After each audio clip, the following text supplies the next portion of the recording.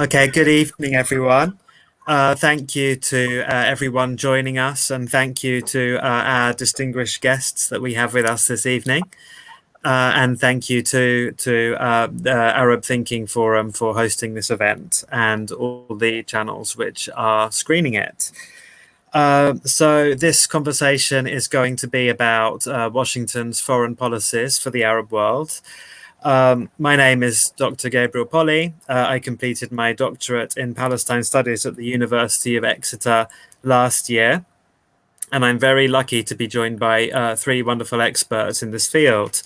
To introduce them, Dr. Reda Karmi is a Palestinian academic and political analyst. Formerly, she was a research fellow and lecturer at the Institute of Arab and Islamic Studies, University of Exeter. She is the author of several books about Palestine, including Return, a Palestinian memoir, and In Search of Fatima, a Palestinian story.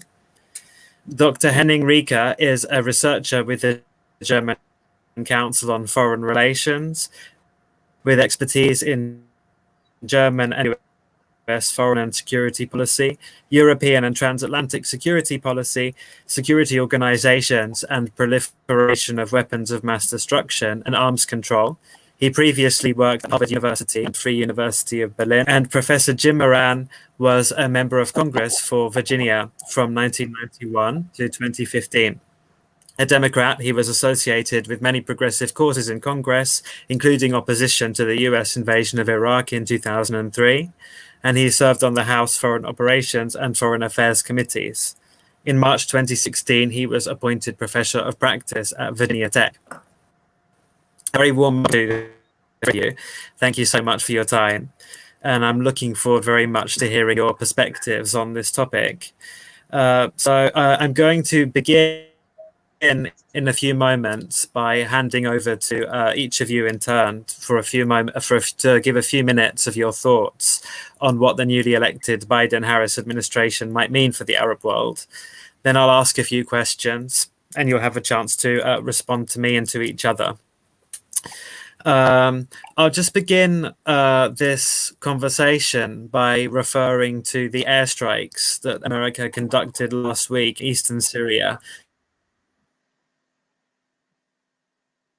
near the border. Many in both the Arab world and in the West have interpreted this as a approach that Trump took with the Middle East and North Africa. Many had hoped that Biden would behave more diplomatically and be less quick to resort to military means. There was a lot of disappointment expressed on social media, particularly that the airstrikes came before the stimulus checks, which the Biden administration had promised to the American people after what's obviously been a very difficult year. So if this is how Biden begins, how do we believe his government will continue, not only on Syria, but also the issue of human rights in Palestine, Saudi Arabia, and the war against Yemen, and other key issues in the region? Will we see anything genuinely new, or will it be more of the same damaging policies? So, Dr. Karmi, I'd like to hand over to you to begin for a few minutes. Yes, thank you. President Biden came in on a wave of optimism because, for a start, he's not Donald Trump. And Trump had been so destructive towards the Middle East region. All his policies were so reprehensible, really, that change was to be welcomed. However, having said that, my great fear is that what change there will be is more of style and appearance rather than substance. Biden has, as you mentioned quite rightly, has started in typical American form, bombing an Arab country, whatever the excuse is. So that's very disheartening. Now, one adds to that he is making promising moves on Saudi Arabia. You know that the murder of Khashoggi was something for which the Saudi Crown Prince is responsible, so he's made that clear. There is also the question of restricting arms sales to Saudi Arabia because of the war on Yemen, and that his attitude towards the war on Yemen is quite different from that of his predecessor. And there's a question of Iran reopening the nuclear deal negotiations, and then on Palestine, there are various things that he has promised. For example, to reinstate U.S. funding for UNRWA, the United Nations Relief and Works Agency for Refugees, to open the PLO office again in Washington, to rejoin the UN Human Rights Council. These are all promising. But my point is, I don't know how much of this is form and how much of this is substance. I don't know how much more time you're going to give me to expand on this, but I can come back. Absolutely. Okay, well, let's leave it there from you for now, Dr. Karami, and let's move on to Dr. Rika. Sorry.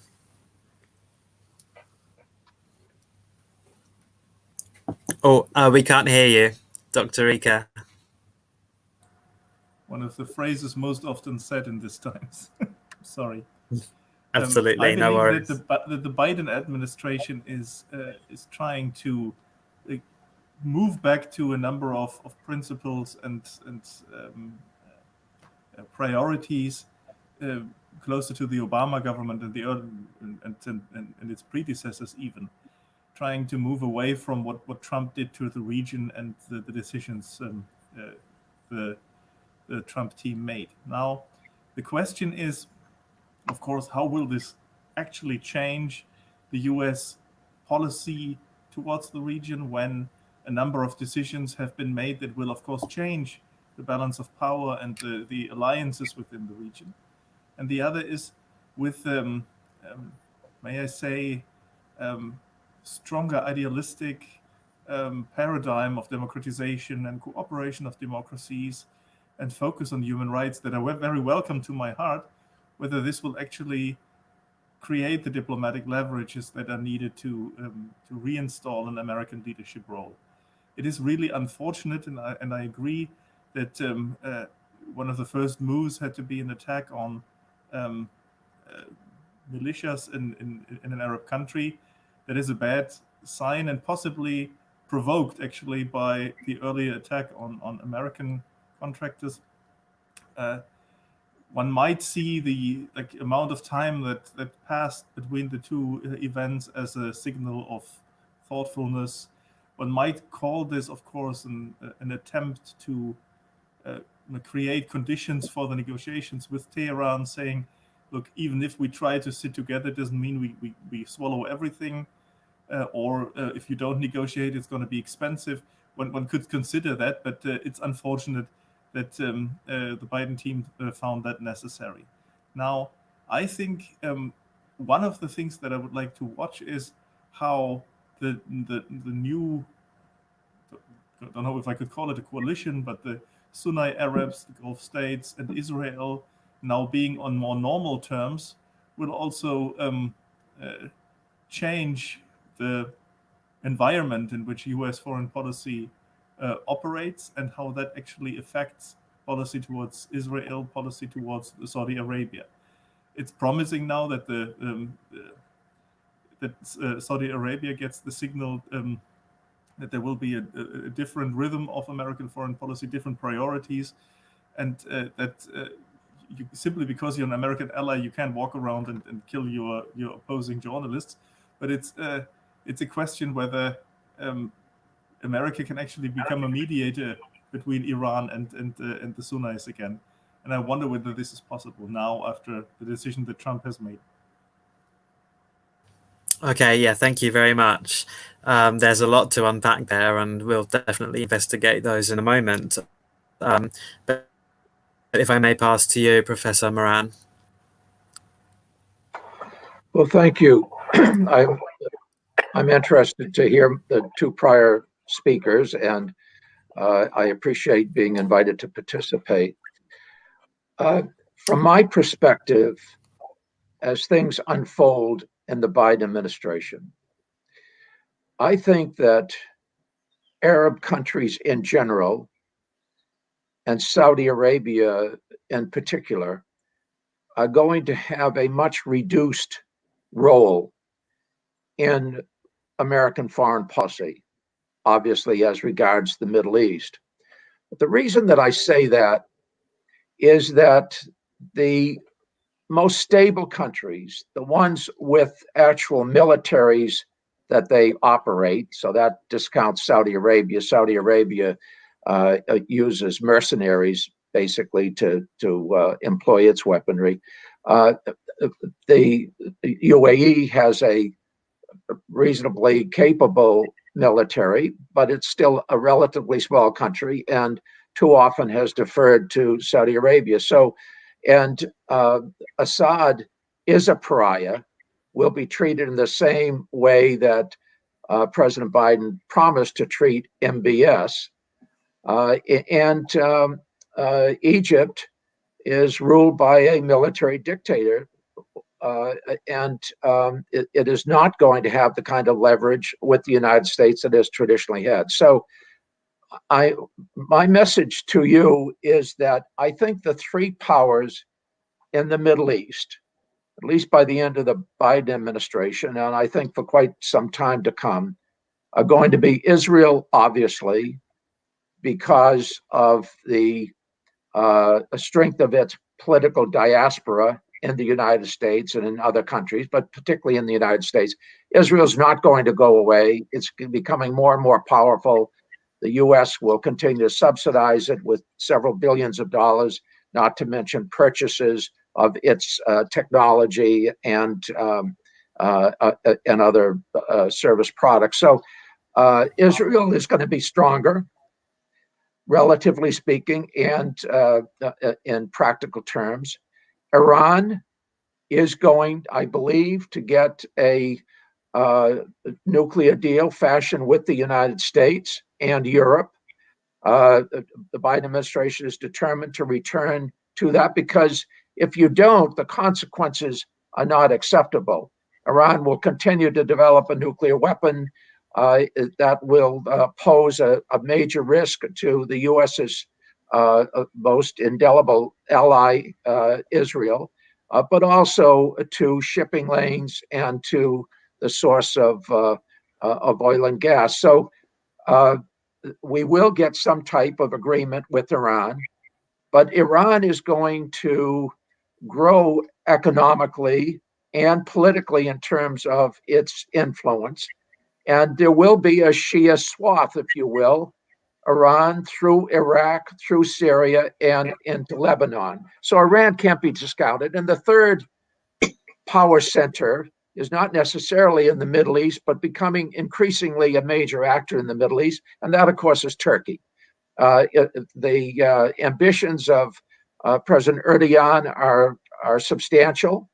It's almost as though he wants to bring back the Ottoman Empire.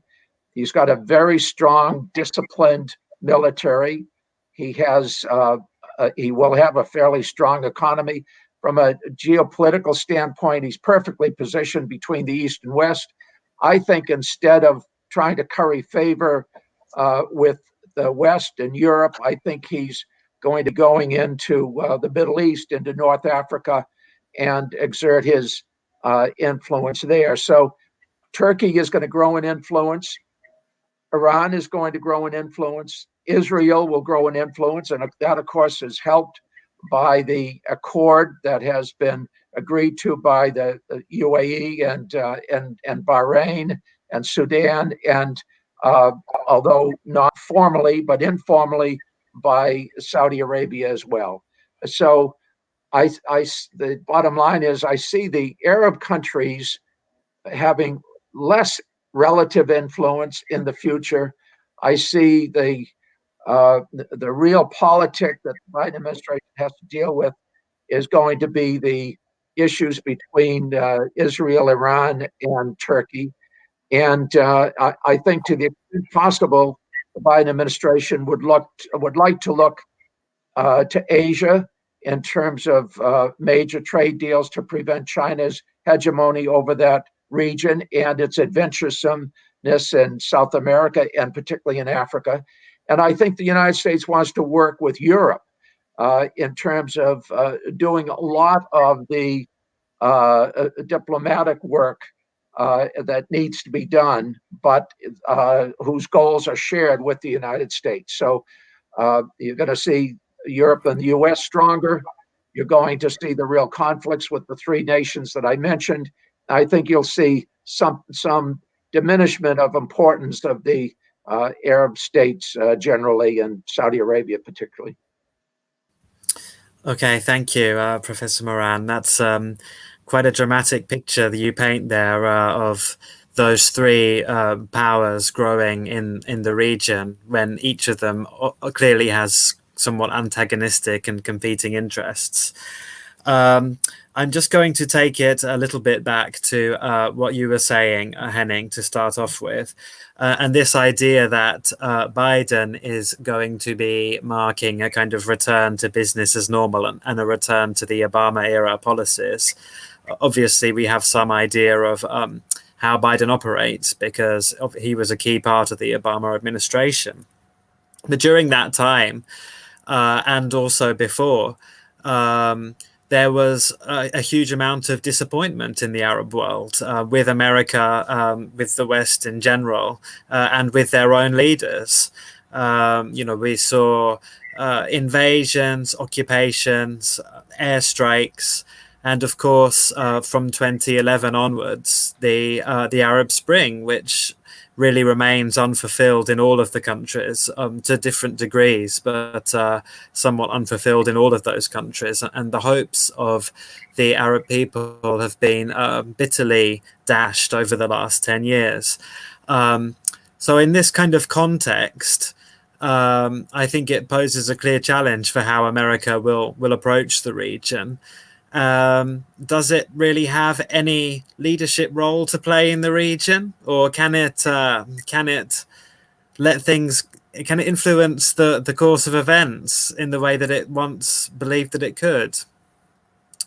I don't know who'd like to respond firstly. Please. Okay. Go ahead. Look, by the way, I agree with much of what Professor Moran said just now.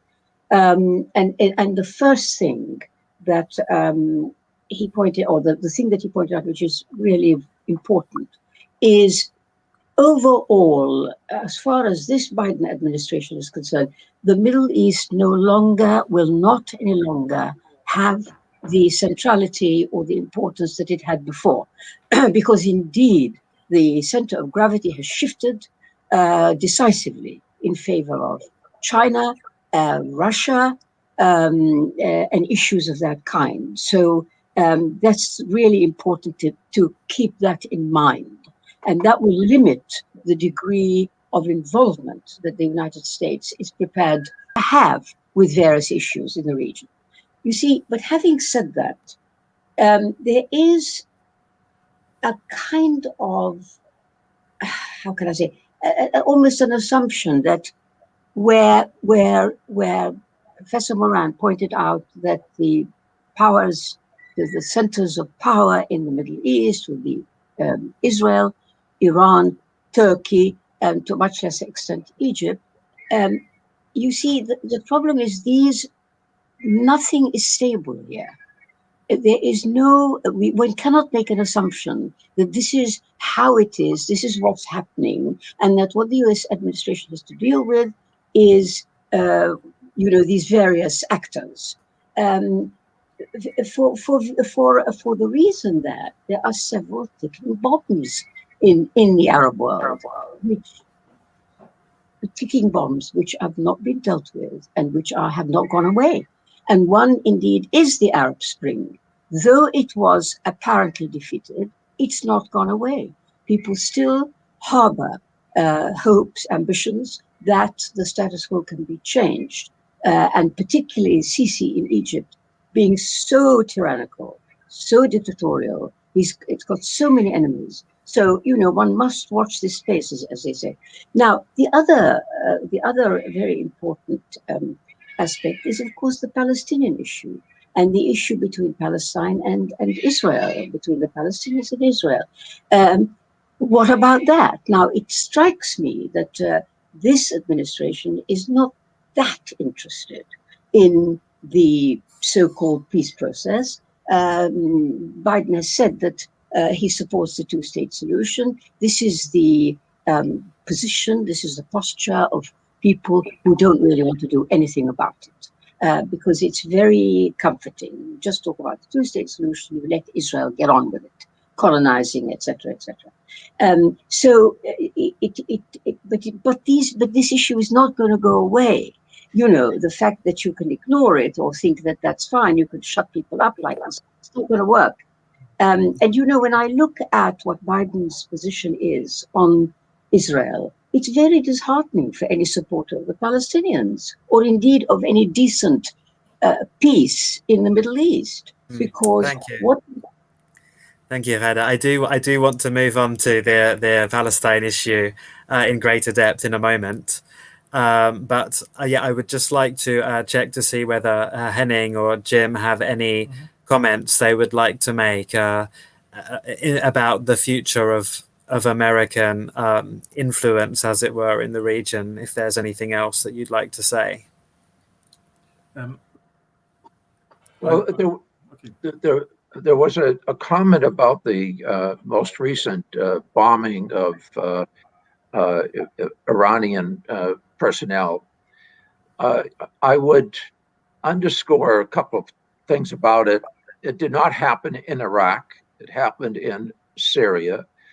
It was not a major destructive event, if you will. I mean, all lives obviously matter, but it could have been far worse. It was a strategic, limited target. And it was a brushback. It was a brushback because Iranian proxies in Iraq are trying to assert themselves. And I think they're kind of testing the Biden administration. And so the Biden administration wanted to make it clear that it's not going to be a pushover, that you're going to get pushback if you think that you're going to be able to have your way against the American and allied forces, particularly in Iraq. So I don't put too much, on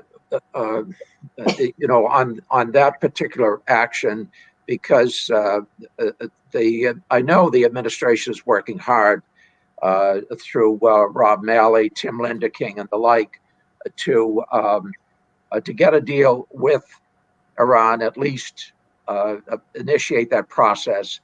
I know they're going to stop supplying all arms that might be used in Yemen. They want to end that war in Yemen. They ultimately would like to see Assad removed. I don't think that's going to happen, but I think there's going to be severe sanctions and people who work with Assad. They're going to stabilize the government in Tripoli in terms of Libya, and they're going to somewhat distance themselves from Sisi. So all of that is moving forward. We want to talk about the Israeli-Palestinian issue because that's at the core of U.S. involvement, and normally it frankly occupies too much discussion of any Middle East issue. Although I happen to care deeply about the injustice and that's perpetrated every day, and the need for peace to be based upon a settlement that treats the Palestinian people with some justice and equanimity. So we can move on to that, but I don't think any of us are particularly disagreeing with each other.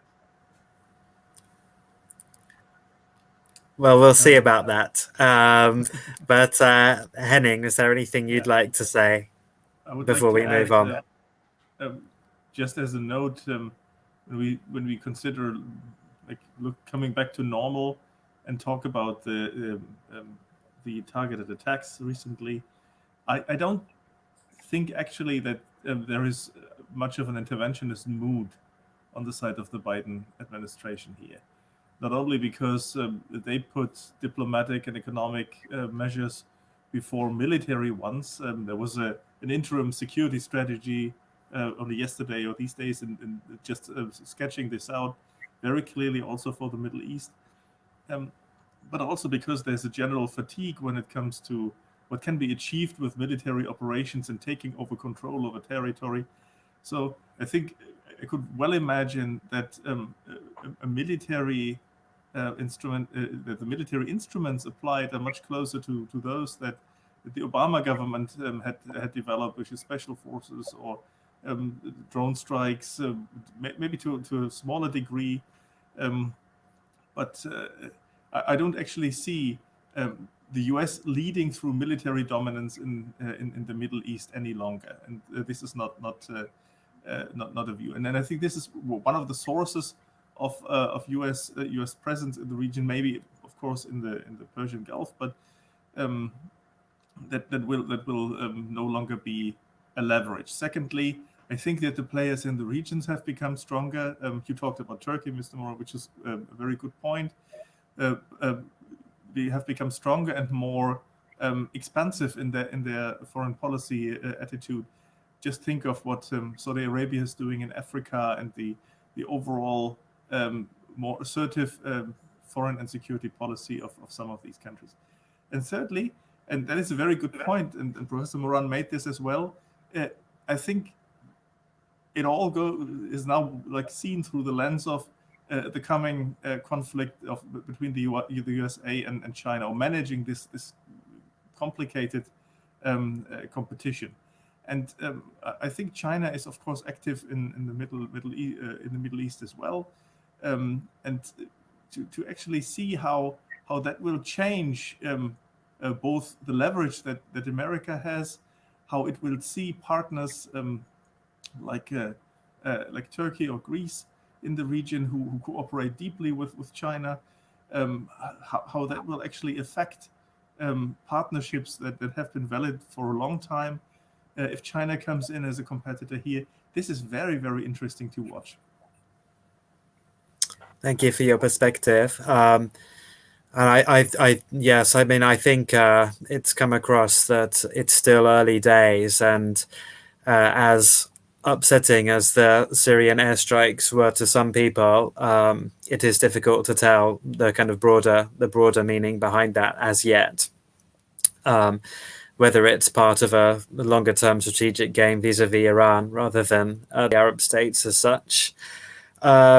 But again, there's a lot there, and we'll probably come back, I think, to the issue of Saudi Arabia and the Gulf. But I do want to, as Ghada introduced, talk a little bit about the Palestine issue.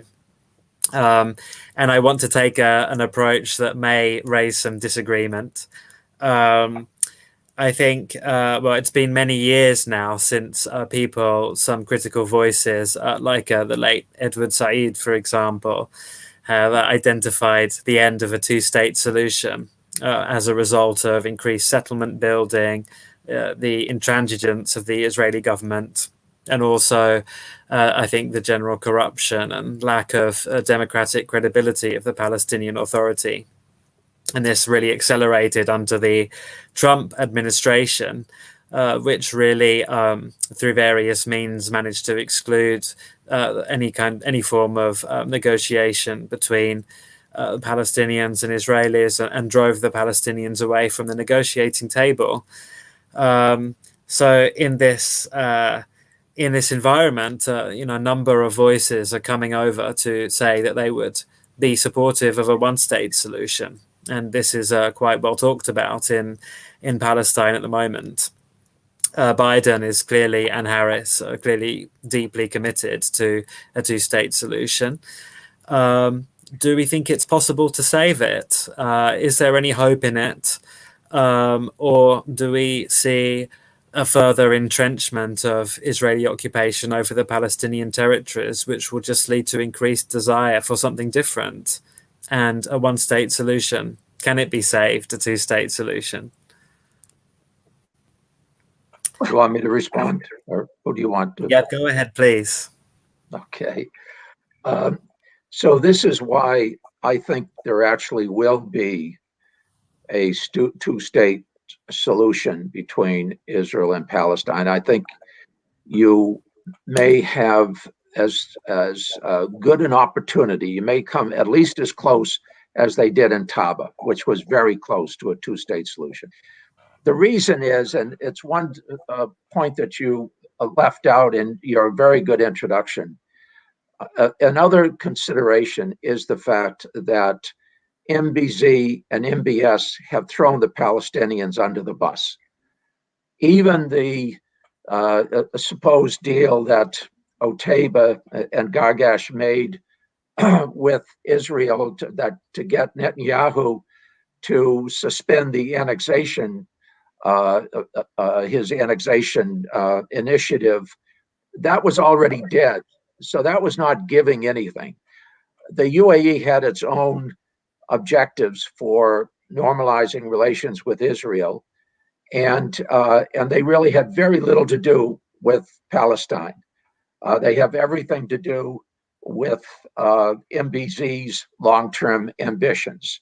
And what MBZ does is an indication that it's consistent with what MBS wants him to do. And MBS is strengthening his ties with Israel.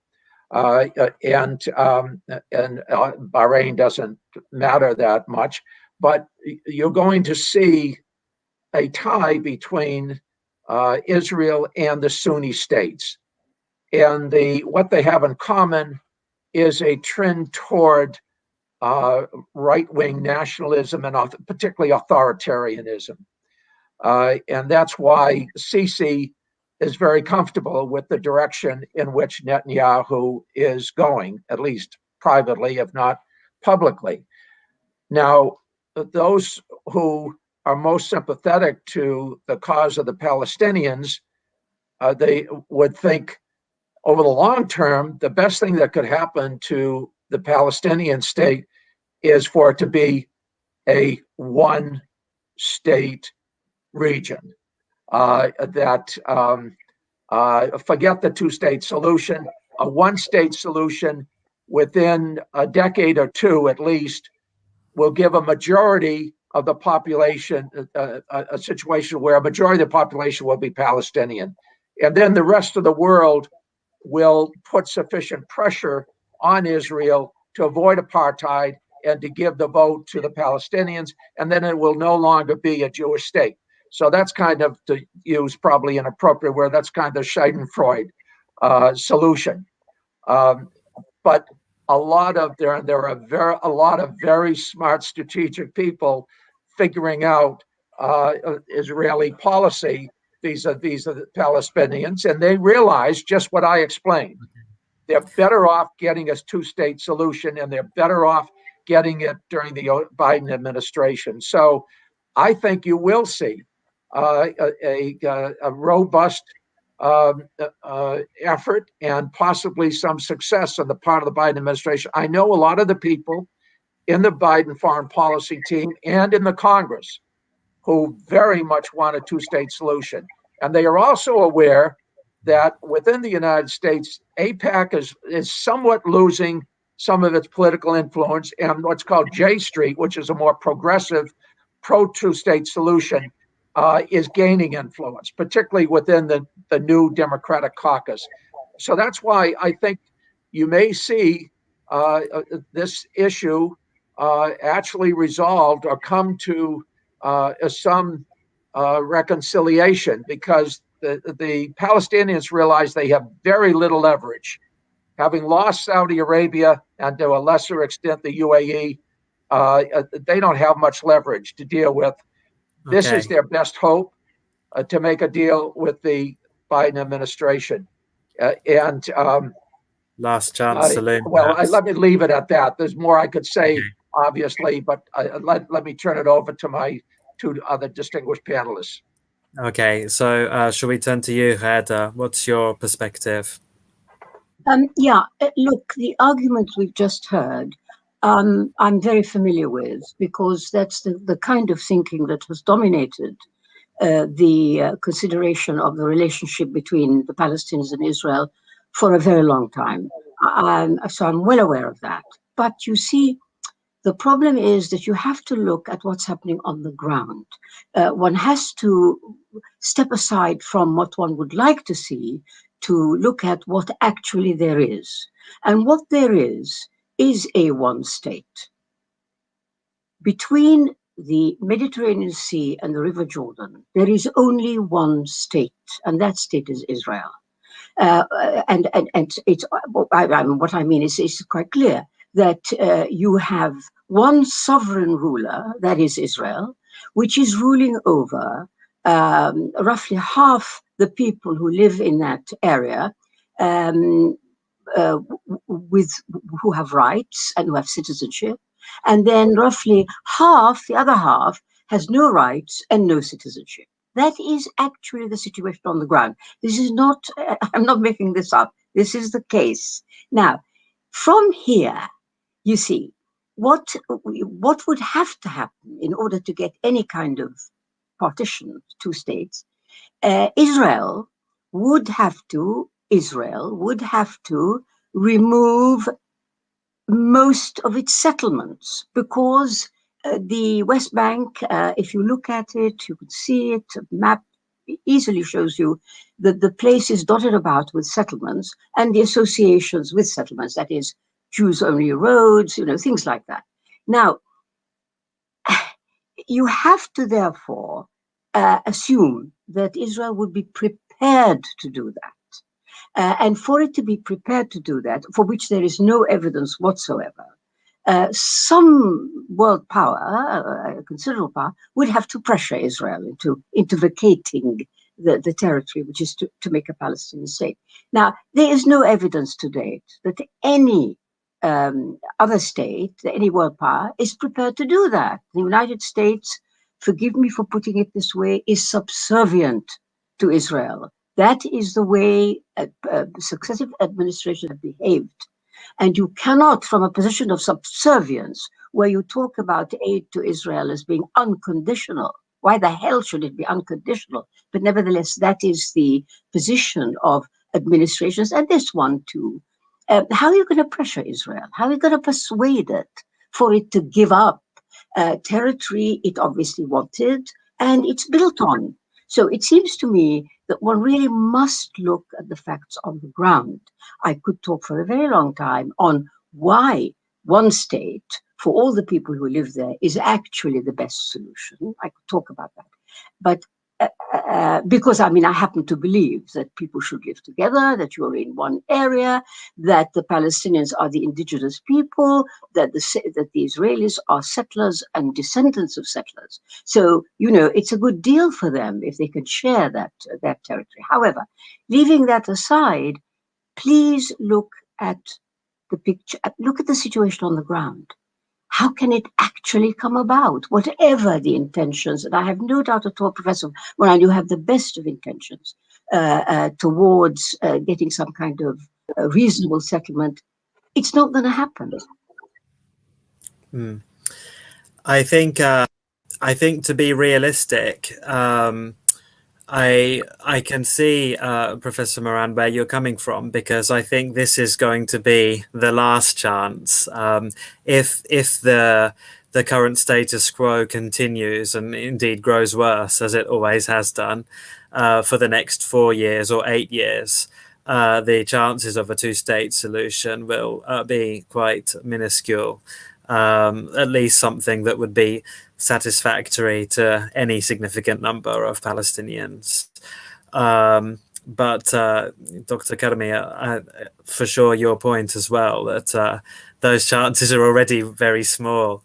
I don't know, Henning, whether you would have anything to add on this topic? No? Okay. Or sorry, do you want to say just a small note on the priorities? First, the relationship between the Biden government and the Netanyahu government is not very strong, because Netanyahu knows that reforging an agreement with Iran is of higher priority to the Americans. And that is something that the Israelis disliked in the first place and tried to sabotage as much as they could. And I think it might be logical that with that priority, the leverage of the Americans over the Israeli government, or the influence that it might have, will be very small. And I think Netanyahu says to himself that he can simply wait out this government, see what government comes next, and most of the time I can do what I want. Yeah, look, I just wanted to say that it would take a president, an American president, who is really a visionary in order to sort this out, because you need a vision here. Can't go on repeating the same old mantras. They don't work.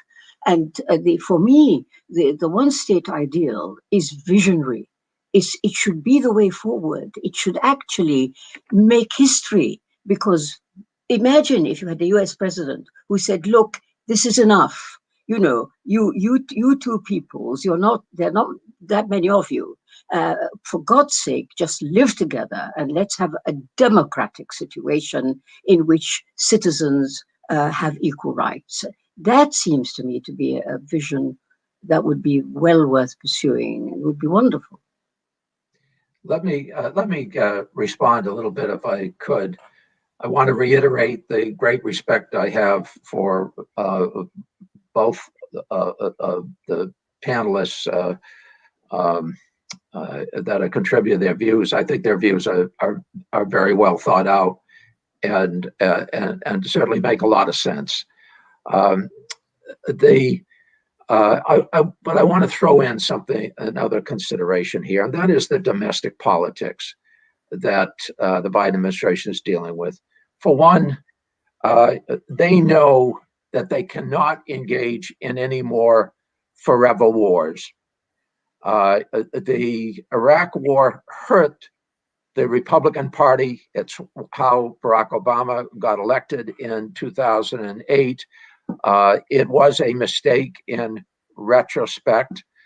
Certainly, Biden knows that a major driver of the U.S. to get into Iraq was Israel, and was Netanyahu particularly.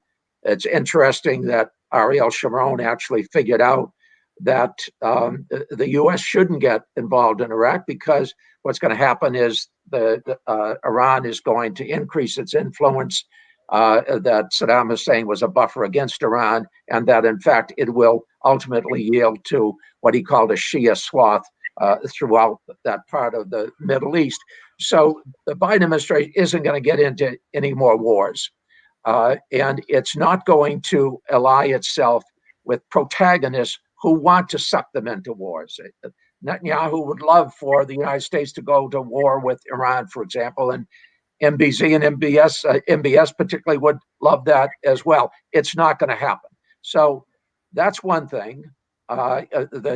He looking out for the political interests of his political party, his Democratic tribe, if you will, precludes getting into war again. The second thing is that he's also got to satisfy, in addition to kind of the working class people in the United States who fight those wars, and many of whom voted for Trump, he's also got to satisfy the far left. And that's represented by Bernie Sanders particularly. An interesting fact is policy person, foreign policy person, is a guy by the name of Matt Duss, D-U-S-S. I know Matt. I have enormous respect for him. He cares very deeply about the Israeli-Palestinian issue. He has spent a lot of time in the Palestinian territories. He knows the situation in which they live on a daily basis. And one thing that would be very popular with the left, but would also not be largely opposed by the Congress as a whole, at least the Democratic caucus, would be to gain a peace treaty that would treat the Palestinian people with some greater equanimity or equity, if you will. So those are two considerations. I don't think anybody's ever going to write about them, but I think they're worth putting on the table here. And that's why I'm going to make a couple of predictions. I'm going to predict that we are actually going to make some progress toward an Israeli-Palestinian reconciliation agreement that will have some enduring effect. And two, I don't think Netanyahu is going to last for the next 4 years. He's not a monarch. He's not a dictator. And Israel actually is a democracy, even though, sometimes you wonder about it. It is at heart a democracy. I don't think Netanyahu is going to last for 4 years. So those are just some thoughts for the rest of the intellectual mill here. Yeah, well, that's very nice. But I mean, who's going to replace Netanyahu? You know very well that everybody around him, all the other alternatives, are just as right-wing, if not more so. So I understand very much the logic of what you're saying, but I think truly it's not going to happen. I find it difficult because I agree with the fact that you have to have somebody to replace somebody, and Gantz hasn't shown the strength that normally he would. Zippy Lipny is weakened now, but I just think when I see these protests against Netanyahu, it does seem to me that the Israeli people have had enough. Everything eventually gets old. And in a democracy, every leader eventually gets old. And Israel is a democracy. And that's why I just think somebody new is going to emerge, and they're going to be able to find a way to somewhat appease the right, but particularly to bring in the moderate middle and what's left of the traditional leftists that came from that part of Europe, where that formed the basis of Israel. What's happened now is the Sephardic have almost overtaken, at least politically, the Ashkenazi, and I think you're going to see kind of a rise of the Ashkenazi, if you will, which represents a more Western ideology, and one more inclined to make peace with the Palestinians and to unite with Europe more than some of their neighbors to the east. Well, I wait to be surprised. And of course, we've seen that. We've seen that before in with the Oslo Accords, and that seems a very long time ago now, and that is the system which is currently collapsing before our eyes. Yeah, you see, I think part of the problem with talking about this is that the whole conceptual framework of what Israel really is and what it's about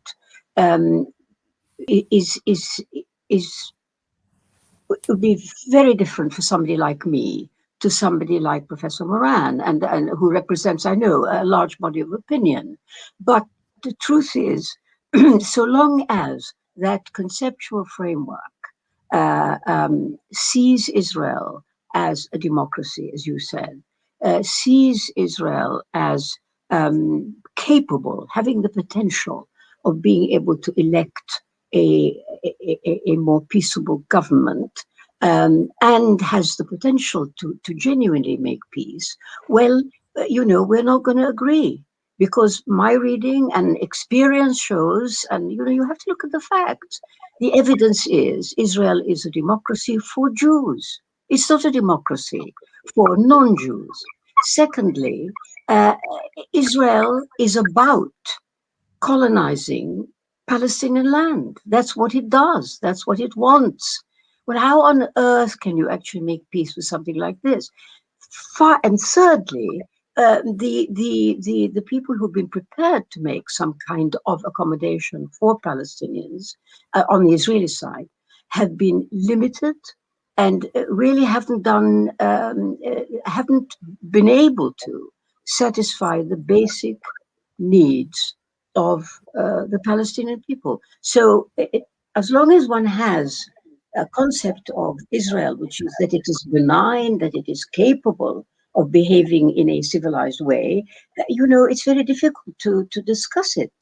Because from where I come from, based on evidence, I promise you, based on evidence, Israel does not behave in a good way. It is not a benign entity, not at all, far from it. So I don't quite know where that gets us, except that we both can talk to each other and get to know each other's points of view. Well, if I could respond, I don't want to exclude our colleague here, but let me just address it. And I've got to sign off in a few minutes. I've got to get on another call, but let me just make some points here that I know you're aware of, but I want to underscore Israel is dependent upon the United States, not just politically, but financially, in so many ways. And almost all the Israeli people, although most of them don't want to admit it, would acknowledge that to be the case. Now, Mr. Netanyahu did everything he could to get Donald Trump elected and then to get him reelected. President Biden is acutely aware of that, as is his team. The people who populate the State Department are well aware that Netanyahu did everything that he could to defeat their leader, their guy. He lost. And and you may remember the same thing was the case with Obama. He was prejudiced against Obama. He went and spoke in the Congress and under the invite of the Republican caucus, ignoring President Obama. You don't do that. That was a deliberate snub. He knew it was a snub, and he continued to do the same thing under the Trump administration. So while the Biden administration is not going to underscore this with words, I do believe they will underscore this fact with actions. They may be subtle actions, but they're going to be profoundly important actions.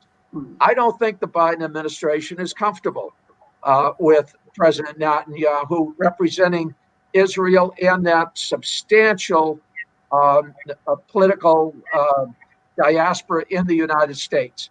So that's one more reason why it may not be a sustainable situation for Benjamin Netanyahu to continue to represent Israel and its future with the Biden administration. So I say that because I think there are a lot of undercurrents that need to be recognized that are probably not going to be written about, but should be understood in trying to figure out what's going to happen over the next few years.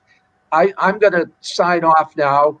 I'm sure you're happy to do that I'm doing that because I've talked too much and listened too little. The two panelists with me had so much more to say and know so much more about the region than I. But as a typical American would, I kind of monopolized too much of the time. I appreciate being invited to participate. I hope we can do it another time.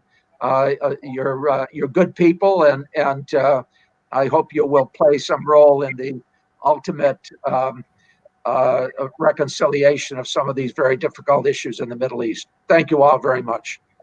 Thank you. I'm going to have to Thank leave. you. Thank you. Thank you all. Thank you.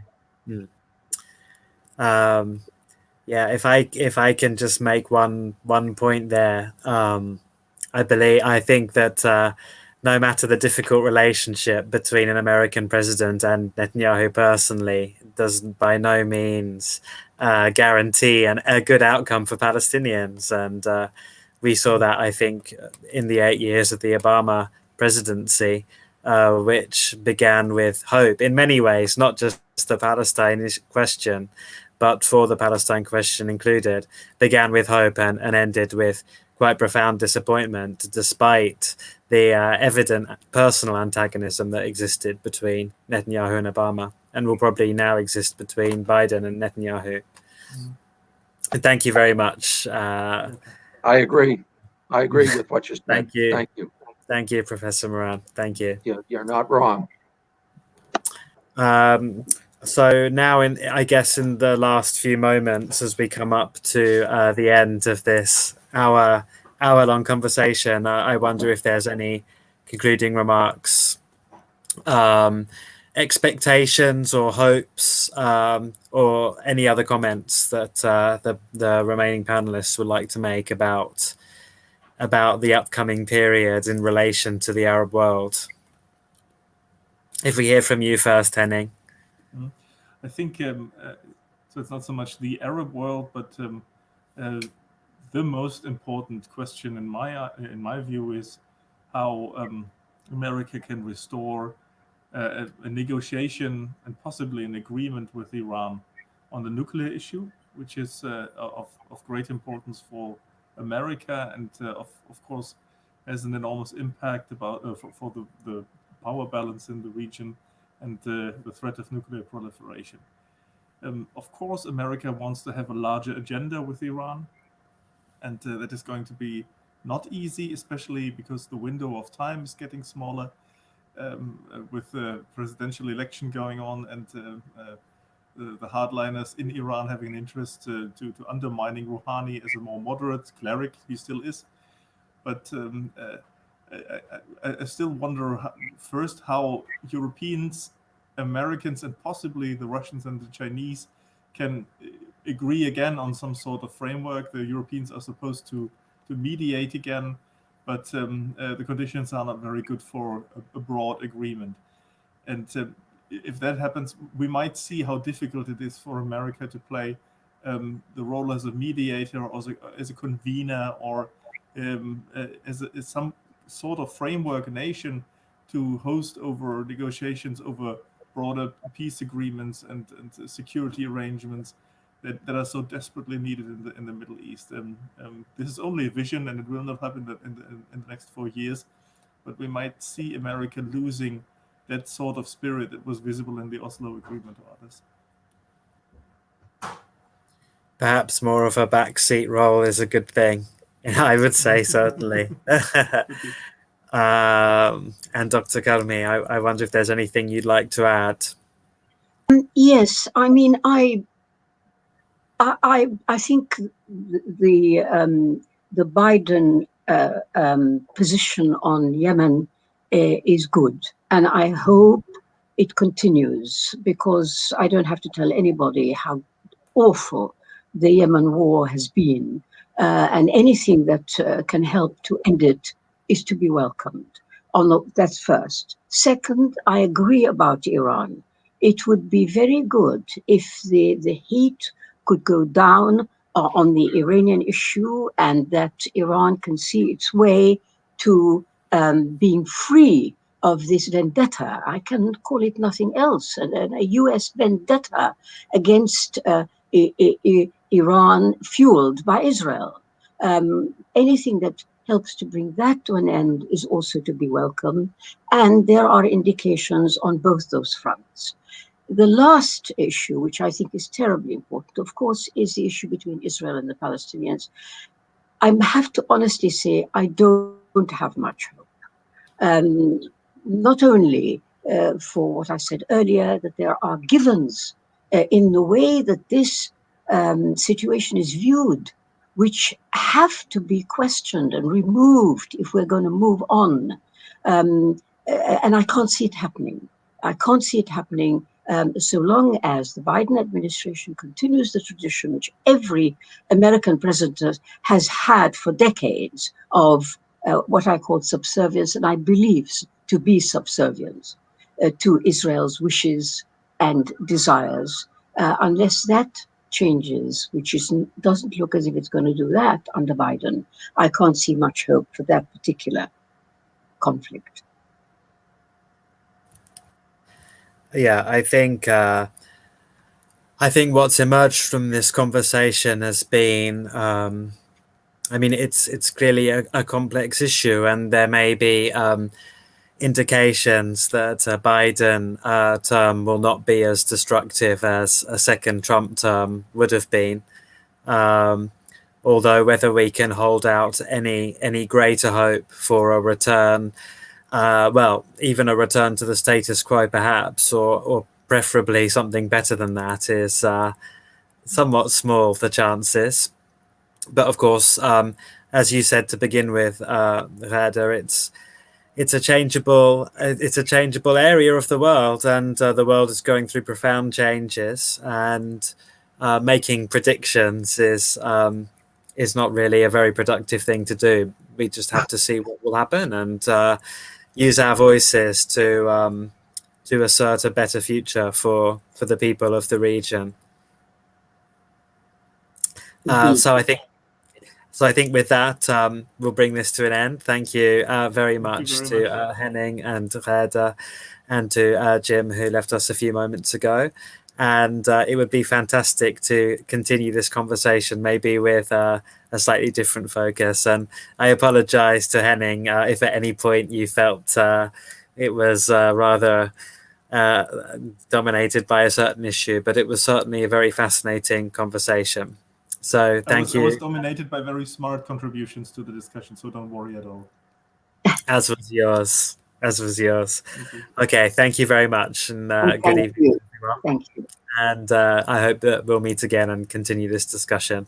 Maybe when we see some developments, some future developments. Indeed. Okay. Indeed.